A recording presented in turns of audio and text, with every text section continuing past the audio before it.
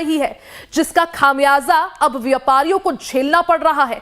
माल ढुलाई पर लगी रोक से बाजार की रफ्तार थम गई है।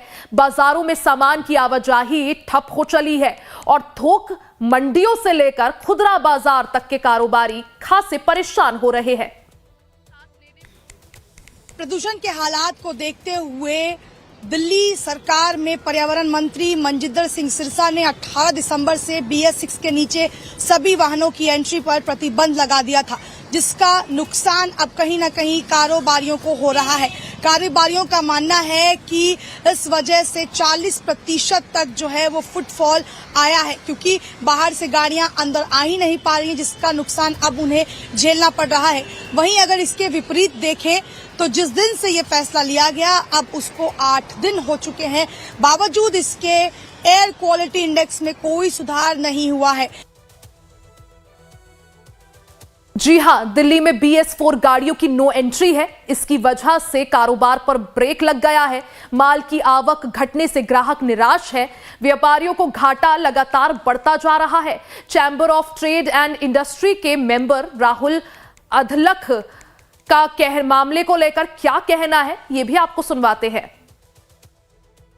देखिए, नुकसान बहुत है। 40% तक की सेल्स नीचे गिर चुकी हैं जो छोटे व्यापारी हैं, क्योंकि हम लोगों का होलसेल का व्यापार है, तो जो हमारा व्यापार है वो बाहर के व्यापारियों पे डिपेंड करता है। वो लोग आ नहीं सकते हैं। ग्रैप लगने की वजह से BS6 के नॉर्म्स की वजह से तकरीबन 12 लाख वाहनों की एंट्री बैन हो गई है दिल्ली में, जिससे लॉजिस्टिक्स की जो हमारी कॉस्टिंग है वो बढ़ गई है। जो माल हम लोग बुक करते हैं ट्रांसपोर्टों पे, उनके पास गाड़ियां ही नहीं है बाहर भेजने के लिए, तो हम समय पे डिलीवरी भी नहीं कर पा रहे हैं। इस वजह से हमारे ऑर्डर्स तो कैंसिल हो ही रहे हैं। दिल्ली में लगे इस बैन से दूसरे राज्यों से आने वाली करीब 40% गाड़ियों की सप्लाई चेन प्रभावित हुई है, जिससे बाजारों में फुटफॉल कम हुआ है और कारोबारी परेशान है। वहीं CTI के महासचिव गुरमीत अरोड़ा का मानना है कि सरकार के इस फैसले से उनके काम पर काफी असर पड़ रहा है। जैसे कि अभी बात हो रही है कि BS6 से कितना इम्पैक्ट दिल्ली के ट्रेड पे पड़ा है, तो काफी अच्छा खासा ट्रेड पे इम्पैक्ट आया। तकरीबन 40% के आसपास तो होलसेल मार्केट में और 35% रिटेल मार्केट में फुटफॉल कम हुआ है।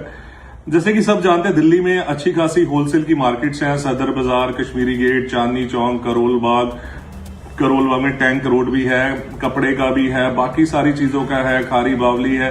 सारी जगहों पे फुटफॉल कम हुए, क्योंकि जनरली सोनीपत या नोएडा, मेरठ, हापुड़, यहाँ के राजस्थान के सब व्यापारी यहाँ दिल्ली से खरीदारी करके लेके जाते हैं अपने अपने दुकानों के लिए, तो वो सारे लोग BS6 के बैन की वजह से नहीं आ पा रहे हैं। भले ही सरकार ने बढ़ते प्रदूषण को देखते हुए BS4 गाड़ियों की एंट्री पर दिल्ली में बैन लगाया हो, लेकिन इससे दिल्ली की आबोहवा पर कुछ खास असर नहीं पड़ रहा है, क्योंकि दिल्ली की जनता का मानना है कि दिल्ली की हवा अभी भी खराब ही है।